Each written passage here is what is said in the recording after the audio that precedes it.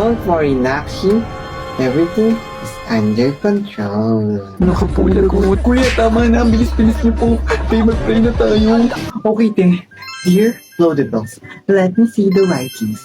Let me say the right words. Ano yun? Pwede. Ano tayo nasa school? Eh, hindi pa nga tayo nakakarating doon. Oo nga, ano ang gagawin natin?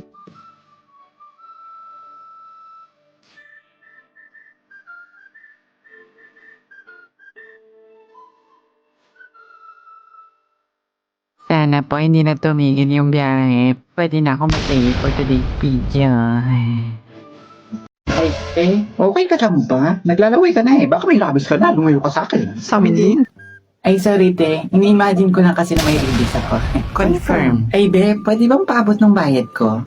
Abot daw. Seriously, te. Abot mo pa sa akin. Katabi mo lang naman yung driver. Nakakalurk ito. Ay, oo nga pala, no. Kuya, bayad po. O, saan to? Sa bahay niyo po. Tatanungin ko po yung wife niyo kung kumain na po ba siya. Pilosopo ka ba? Ay, kuya, bayad po. Eh, di parang may masama akong nararamdaman. Tumili. O, saan naman to? Ay, multo. Sa sementeryo po. Sama po ba kayo? Sementeryo? Naku, sa sementeryo. Okay. Eh, ano namang gagawin mo dun? Natitrek po siya, kuya. Ang daming tanong, nakakairita. Naiirita ka? Gusto mong bumaba? Ay, joke lang po.